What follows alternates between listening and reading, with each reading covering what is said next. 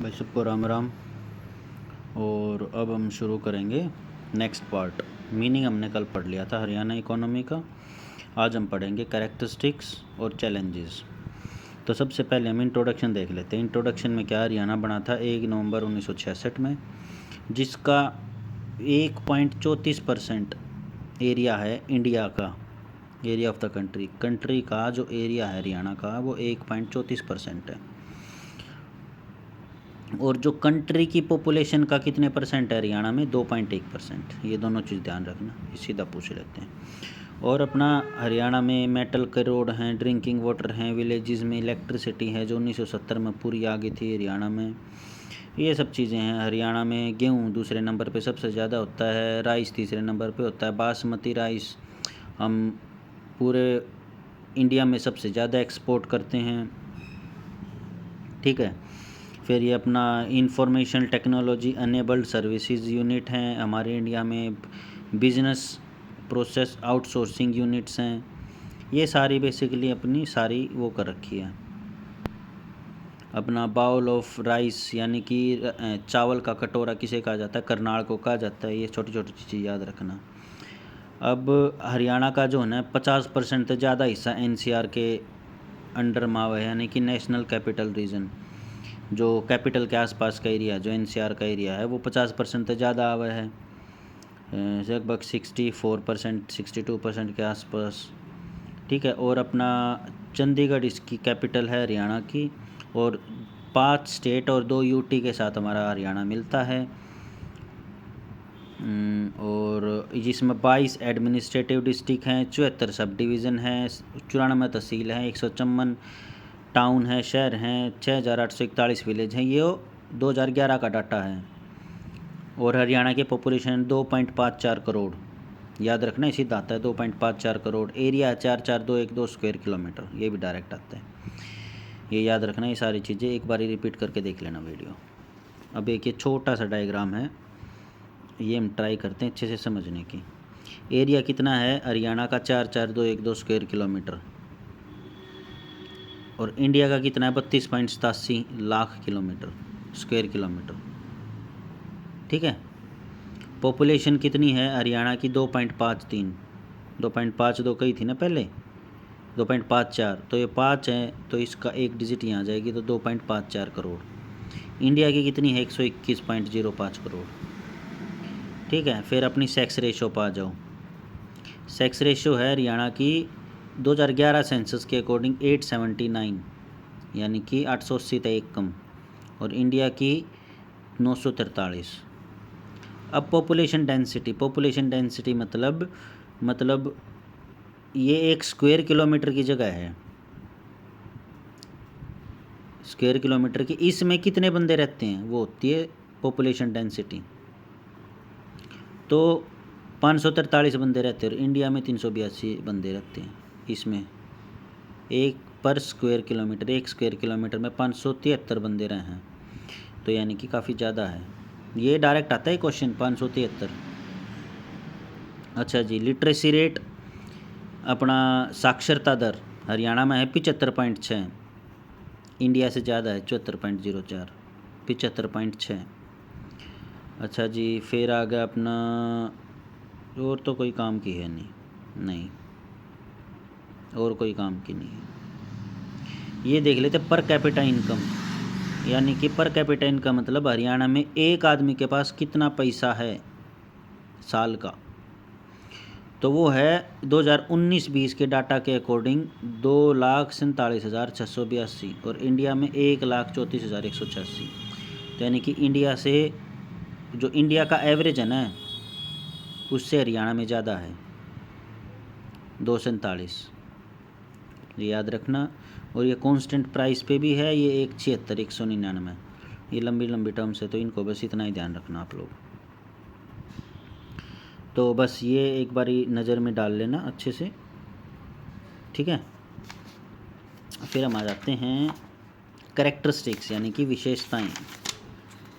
ये आगे जिसकी कैरेक्टरिस्टिक्स उसमें यही दे रखा है डायरेक्ट, सीधा सीधा कि भाई कैरेक्टरिस्टिक्स बता दो हरियाणा की। एक कैरेक्टरिस्टिक्स क्या है, एक तो एग्रीकल्चरल डोमिनेटेड एरिया है, मतलब एग्रीकल्चर के अंडर में 50% से ज़्यादा एरिया आता है। कैसे एग्रीकल्चर जो है लीडिंग, एक तो एक सभी लोग मैक्सिमम लोग एग्रीकल्चर करते हैं। और Haryana is the second contribution of wheat, जो गेहूँ है उसका हरियाणा दूसरे नंबर पे हमारे इंडिया को कंट्रीब्यूट करता है। तीसरे नंबर पे चावल धान करता है। और हरियाणा सबसे बड़ा एक्सपोर्टर है, यानी कि बाहर भेजता है चीज़ों बासमती चावल को। फिर पर कैपिटा इनकम में भी बताई थी, हरियाणा में इंडिया से ज़्यादा है। और अगर स्टेट वाइज देखें तो हरियाणा में तीसरे नंबर पे है पर कैपिटा इनकम। ठीक है, अब आ गया जियोग्राफिकल लोकेशन। हरियाणा की जियोग्राफिकल लोकेशन बहुत बढ़िया है। कैसे 5 स्टेट से मिलता है, कैपिटल अपना जो इंडिया की कैपिटल है उससे मिलता है, अपने जो चंडीगढ़ है उससे मिलता है। तो ये सारी चीज़ें हैं। ठीक है, अब रूरल डोमिनेटेड इकोनॉमी है। अब क्या है, हरियाणा की 65.1% जो इकोनॉमी है वो रूरल है, याद रखना। जो ये रूरल इकोनॉमी है काम क्या करेगी, बहुत कम लोग जॉब करेंगे, ज़्यादातर खेती करेंगे। तो इसीलिए एग्रीकल्चरल अपनी हरियाणा की इकोनॉमी है, एग्रीकल्चरल बेस। ठीक है, 2011 सेंसस के अकॉर्डिंग 65.1% लोग रूरल हैं।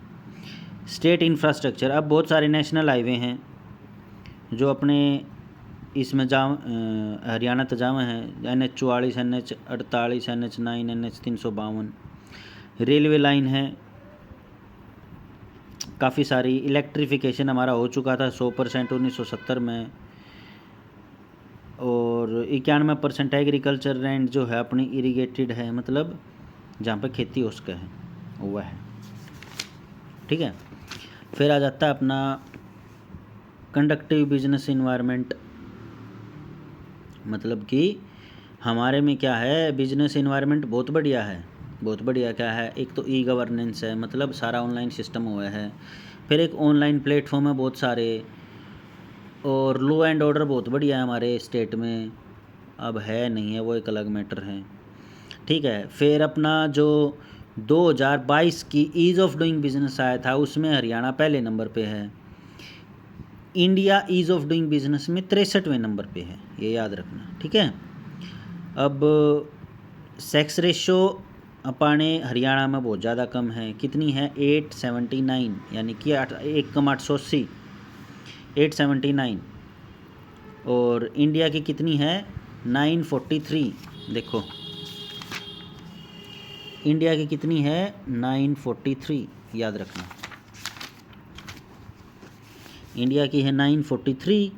ठीक है, अब रीजनल इनिक्वालिटीज़ मतलब कुछ डिस्ट्रिक्ट तो बहुत ज़्यादा अमीर हैं, कुछ डिस्ट्रिक्ट बहुत ज़्यादा गरीब है। जैसे गुड़गांव, फरीदाबाद, पंचकुला, करनाल, उस साइड के सारे डिस्ट्रिक्ट बढ़िया हैं। नीचे की तरफ आ जाओ, नूह, महेंद्रगढ़, झज्जर, तो ये सारे बैकवर्ड डिस्ट्रिक्ट्स हैं। तो इससे क्या है, वहाँ पे ज़्यादा अमीर हैं, यहाँ ज़्यादा गरीब है। तो ये इनइक्वालिटीज़ जो है ना, ये बहुत ज़्यादा गलत है।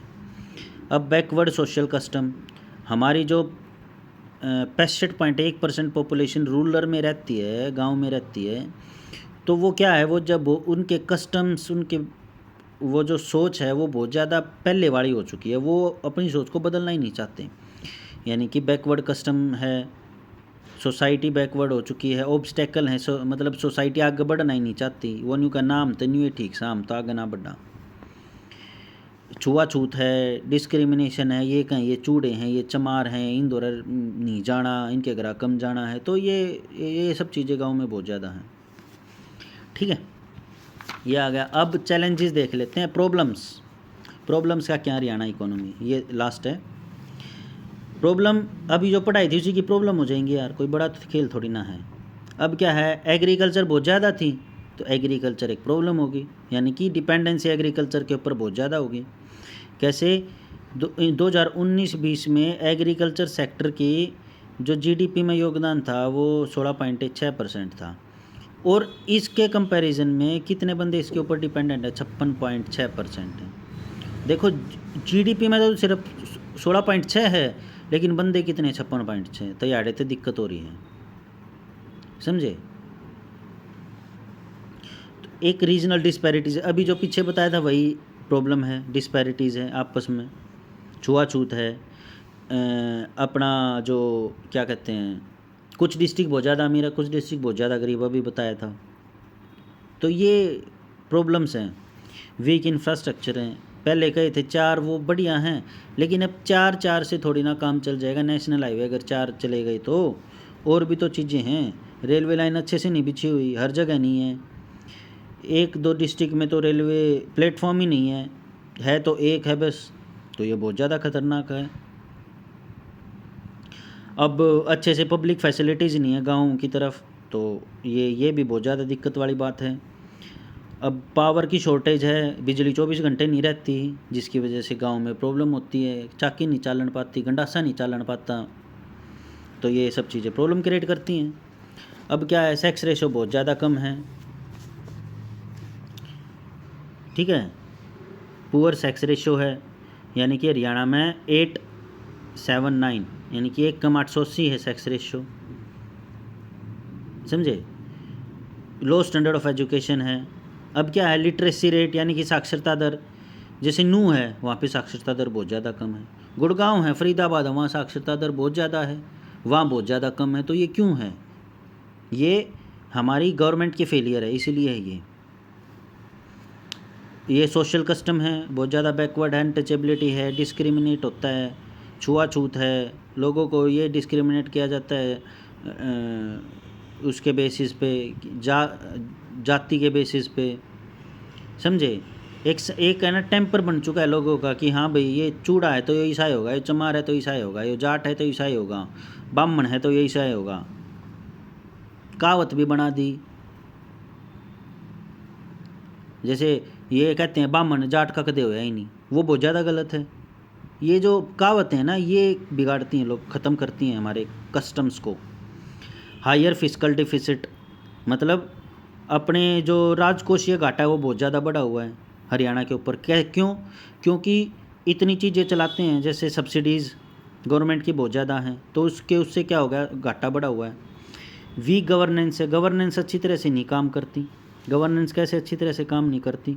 डेवलपमेंट की जो फैसिलिटीज़ है वो अच्छी तरह से गांव तक नहीं पहुंचती, शहर में ऊपर रह जाती हैं। बड़े जो ऑफिसर्स हैं वो सारे पैसे खा जाते हैं, या फिर ग्राम पंचायत लेवल तक जाती हैं तो सरपंच खा जाता है। तो ये करप्शन बहुत ज़्यादा है। अब जो मॉडर्न इक्विपमेंट्स है वो किसान लेके ही नहीं आते, लेके आते हैं तो जिसका 1 किला वो लेकर क्यों करा होगा, इसमें गवर्नमेंट ने साथ देना चाहिए। तो मॉडर्न इक्विपमेंट्स नहीं लेकर आते अच्छे से, टेक्नोलॉजिकली हम बैकवर्ड हैं, वही मॉडर्न इक्विपमेंट्स का एग्जांपल हो गया। नेचुरल रिसोर्सेज हमारे पास है नहीं ज़्यादा, मैक्सिमम ज़्यादातर रिसोर्सेज हैं वो महेंद्रगढ़ में मिलते हैं, ठीक है। स्लेट अपना रेवाड़ी में भी मिल जाती है, गुड़गांव में भी मिल जाती है, फरीदाबाद में भी मिल जाती है। तो ये नेचुरल रिसोर्सेज हैं, इतने ज़्यादा हैं नहीं। जैसे अभी राजस्थान में लिथियम निकला है, हरियाणा में कोई ऐसा नेचुरल रिसोर्स निकला ही नहीं, समझे। तो है तो सारा वो महेंद्रगढ़ में ही है। अगर क्वेश्चन आए तो आँख बंद करके महेंद्रगढ़ लगा देना। स्लो कैपिटल फॉर्मेशन है, मतलब एक तो स्लो कैपिटल फॉर्मेशन का मतलब है गांव में जो लोग हैं वो ज़्यादा सेविंग नहीं करते, अगर करते भी हैं तो उनको पता नहीं कि वो पैसे लगाएं कहाँ पे।